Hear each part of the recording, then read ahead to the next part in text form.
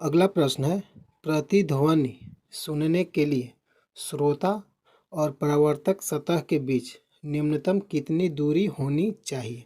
सही आंसर है 17 मीटर या 16.7 मीटर। अगला प्रश्न है, पारा किस ताप पर जमता है? -39 डिग्री सेल्सियस। अगला प्रश्न है, अल्कोहल किस ताप पर जमता है? -115 डिग्री सेल्सियस। अगला प्रश्न है, ठोस अवस्था में ऊष्मा संचरण किस विधि से होता है? चालन विधि। अगला प्रश्न है, द्रव एवं गैसों से ऊष्मा का संचरण किस विधि द्वारा होता है? संवहन विधि। अगला प्रश्न है, वायुमंडल किस विधि द्वारा गर्म होता है? संवहन विधि। अगला प्रश्न है, कोबाल्ट 60 आमतौर पर विकिरण चिकित्सा में प्रयुक्त होता है, तो ये कौन सा किरण उत्पन्न करता है? गामा किरणें। अगला प्रश्न है, पेट अथवा शरीर के अन्य आंतरिक अंगों के अन्वेषण के लिए प्रयुक्त तकनीक एंडोस्कोपी किस सिद्धांत पर आधारित है? पूर्ण आंतरिक परावर्तन। अगला प्रश्न है, तेजी से घूमती हुई फुटबॉल के बीच वायु में दोलन होना किस सिद्धांत पर कार्य करता है? बर्नौली प्रमेय सिद्धांत पर। अगला प्रश्न है, बेरियम एक उपयुक्त रूप से रोगियों को पेट के एक्स किरण परीक्षण से पूर्व क्यों खिलाया जाता है? बेरियम एक्स किरणों का एक अच्छा अवशोषक है और इससे चित्र में पेट के अन्य क्षेत्रों की तुलना में स्पष्टता से दिखने में सहायता मिलती है। अगला प्रश्न है, धुलाई मशीन के कार्य करना किस सिद्धांत पर आधारित है? अपकेंद्रीय बल। अगला प्रश्न है, पेरिस्कोप किस सिद्धांत पर कार्य करता है? पूर्ण आंतरिक परावर्तन। अगला प्रश्न है, एक बर्तन पानी से भरा है और उसमें बर्फ का टुकड़ा पानी के सतह से ऊपर तैर रहा है। क्या होगा जब बर्फ का टुकड़ा पिघलने लगेगा? पानी का तल अपरिवर्तित रहेगा। अगला प्रश्न है, अंतरिक्ष यान में पृथ्वी की परिक्रमा करते हुए यात्री का भार क्या होगा? 0। अगला प्रश्न है, फोटोग्राफी कैमरा की अंदर की सतह को काला कर दिया जाता है ताकि पूर्ण आंतरिक परावर्तन न हो।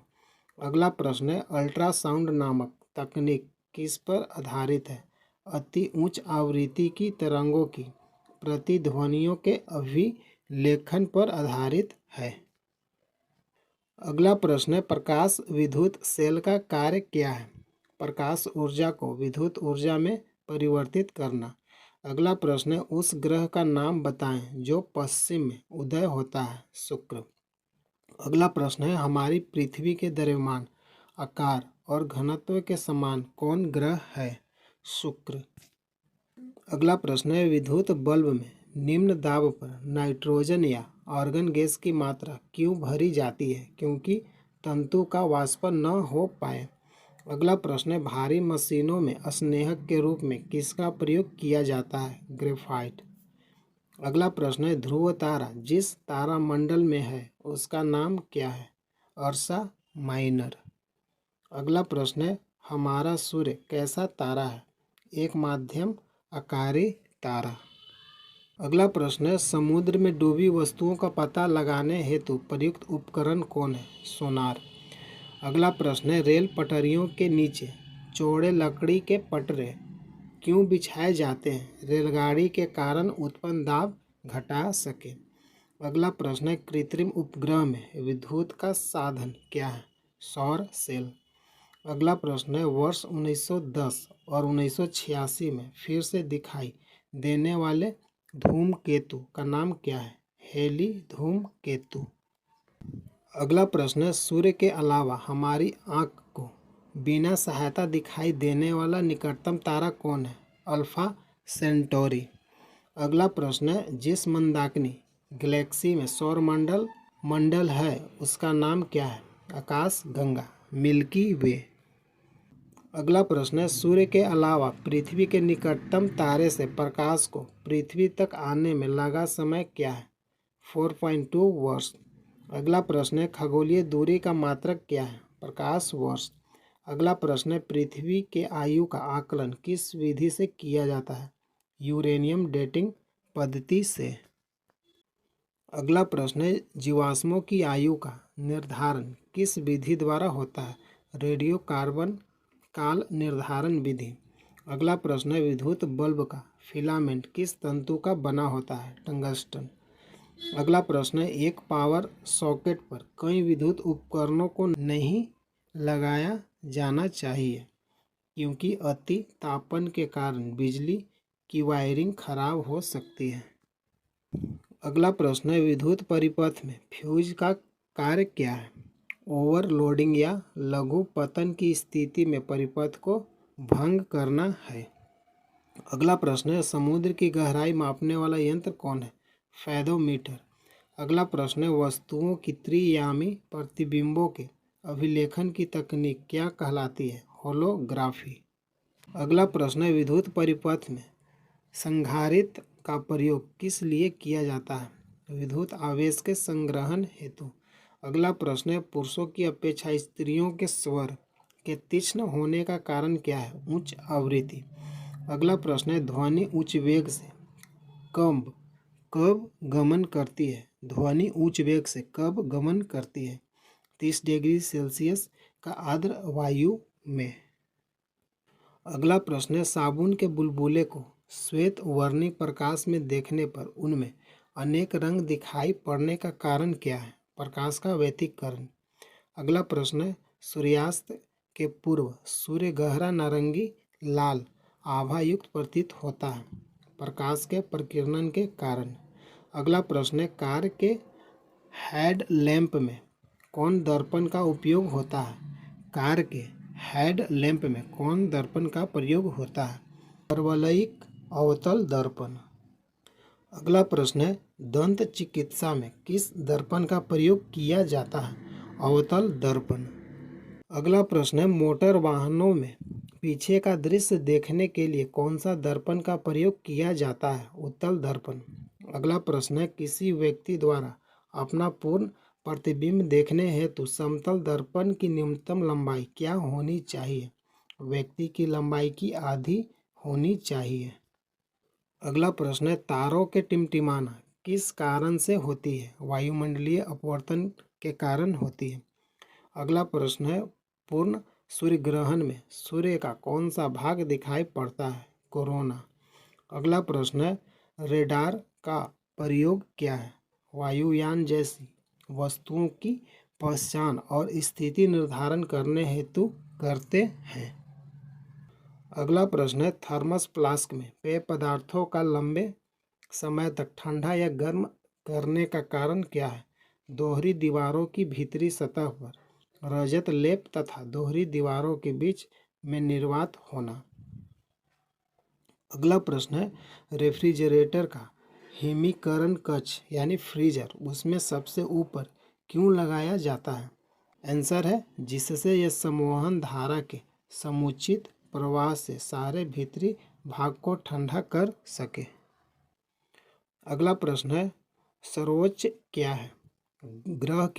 ग्रह की परिक्रमा में वह बिंदु जब वह सूर्य से अधिकतम दूरी पर हो उसे ही सूर्योच्च कहते हैं।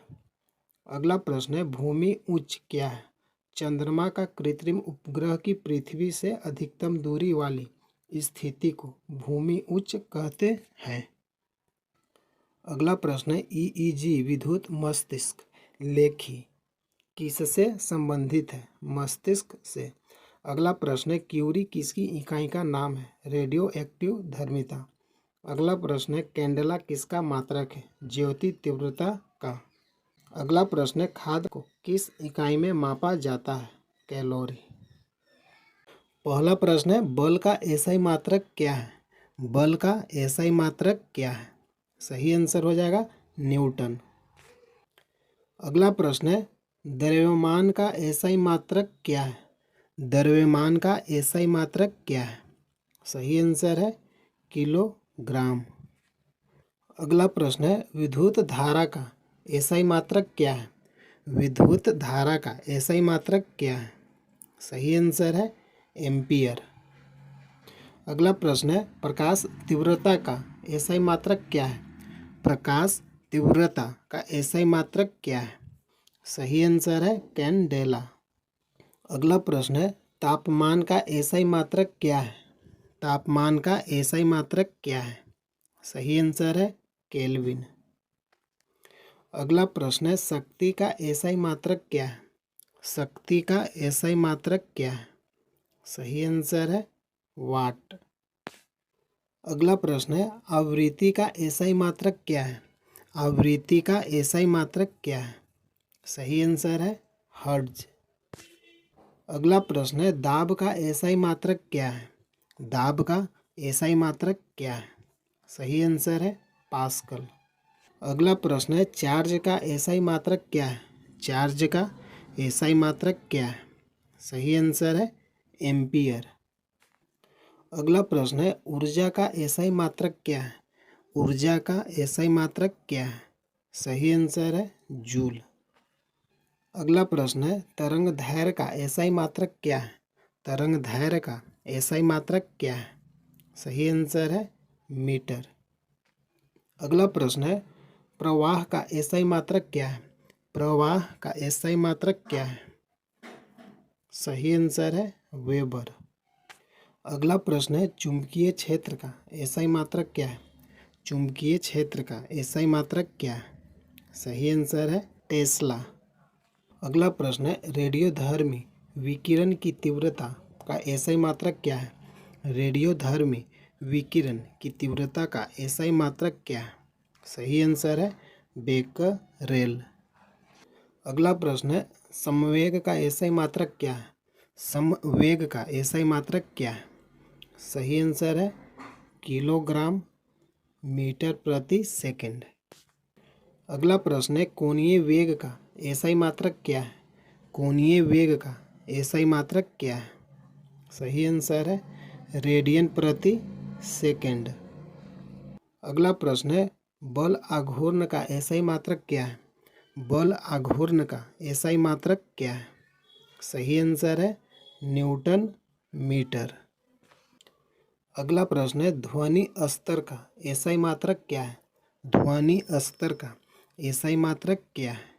सही आंसर है डेसिबल। अगला प्रश्न है विद्युत प्रतिरोध का एसआई मात्रक क्या है? विद्युत प्रतिरोध का एसआई मात्रक क्या है? सही आंसर है ओम। अगला प्रश्न है चालकता का एसआई मात्रक क्या है? चालकता का एसआई मात्रक क्या है? सही आंसर है सीमेंस प्रति मीटर। अगला प्रश्न है वोल्टेज का एसआई मात्रक क्या है? वोल्टेज का एसआई मात्रक क्या है? सही आंसर है वोल्ट। अगला प्रश्न है आयतन का एसआई मात्रक क्या है? आयतन का एसआई मात्रक क्या है? सही आंसर है मीटर क्यूब। ग्रेजुएट जीके वाला में आप सभी का स्वागत है। प्रतिदिन वीडियो देखने के लिए चैनल को सब्सक्राइब कीजिए। जय हिंद, जय भारत।